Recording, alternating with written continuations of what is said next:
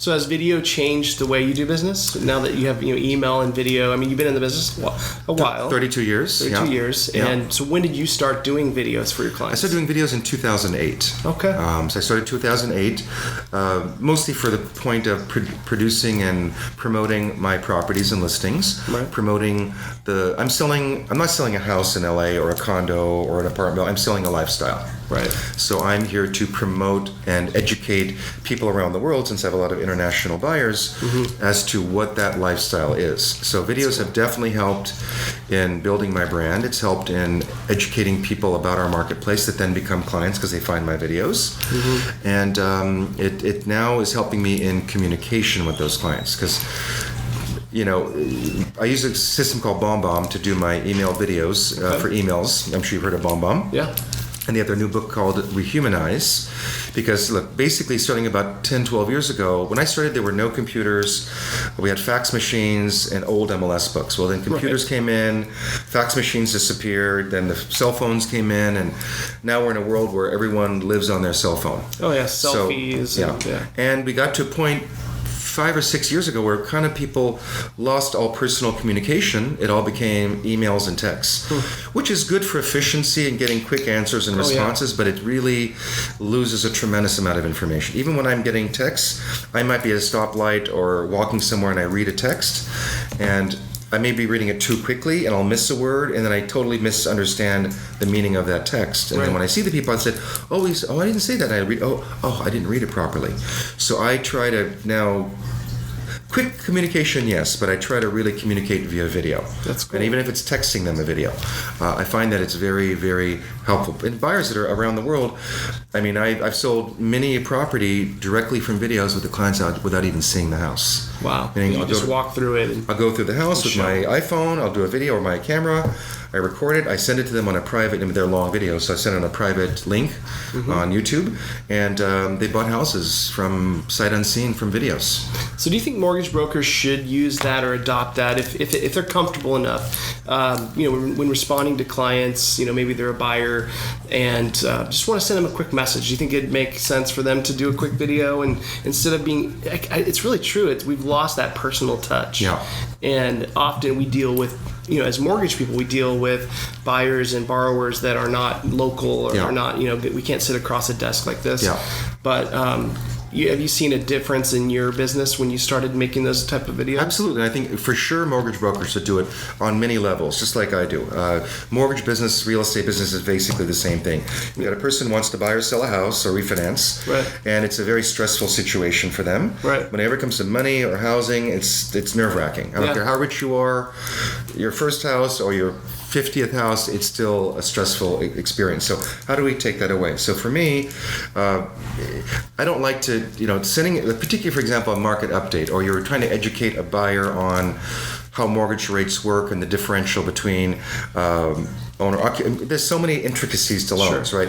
How do you, first of all, it takes so much time to write an email, and even I type really fast, it takes a lot of time to write an email. Sure. So to me, I'd much rather just pop my computer on, I go to my email, push the BombBomb button, and I do my market updates. I mean, we'll have the data attached to the video, like all the spreadsheets and all that, but I want them to see my expressions, see my face, my emotions.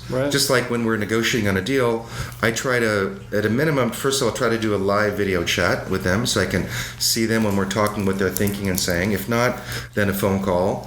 But I try not to do that with text and email. It's just you lose so much in the translation. It's fascinating how easy it is to misconstrue a text. It's very easy, very easy. It happens all the time. It happens so much with people, and I think that's great advice. So do videos, and particularly in the mortgage space, like I'm trying to do more and more educational videos that help educate sellers on the whole process of buying, negotiating, and what to be prepared for with inspections. Yesterday, I just did one about contingencies because we're just doing another transaction. My sellers have not sold they bought this house 20 years ago, but they haven't sold.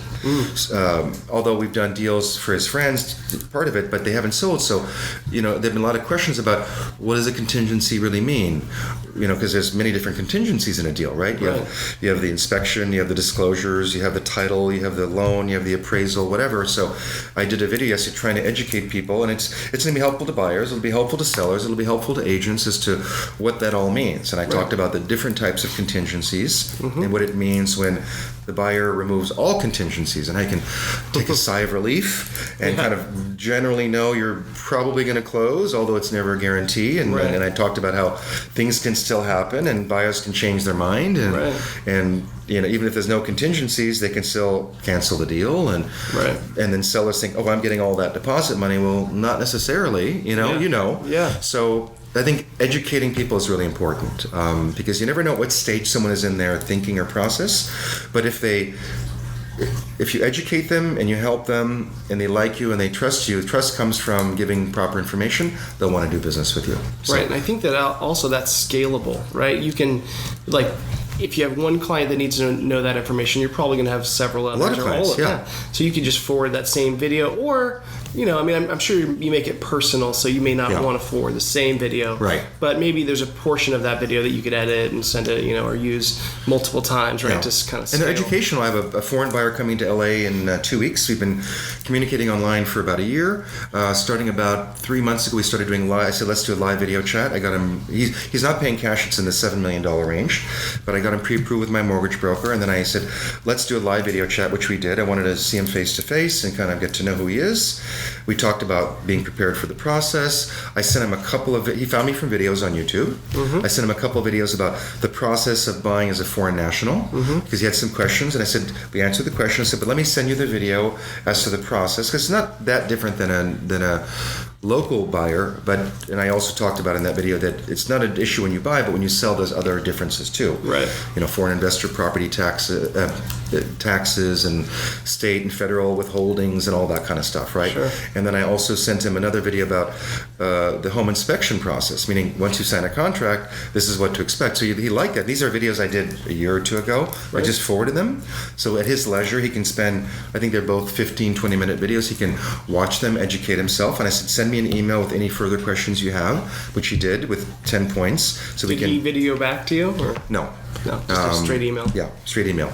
And so I think it's particularly, like even 2 weeks ago when the mortgage rates dropped again, or 3 weeks ago, even though I don't have a lot of clients who do mortgages, I did discuss that because it does fuel the perception of the country and people overall, because the market was cooling. End of last year, first part of the year was pretty slow, and then the mortgage rate dropped. And I understand now that two-thirds more refinancing now than there were 3 months ago, right? Yes, it's a boom. So it means people are excited, and I talked about in the video. I said it's amazing to me that all of a sudden people are so excited to now get a loan when it's a quarter point difference, right? Well, when I started in 1989, I don't know how long you've been doing it, but rates were 17-18%. Oh yeah. So people's attention span is like this, right?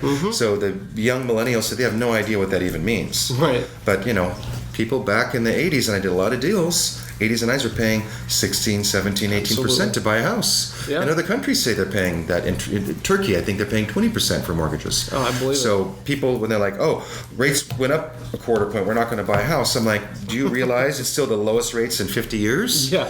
You're going to wait till it's, then you're out of the market. Right. Period. Yeah. So.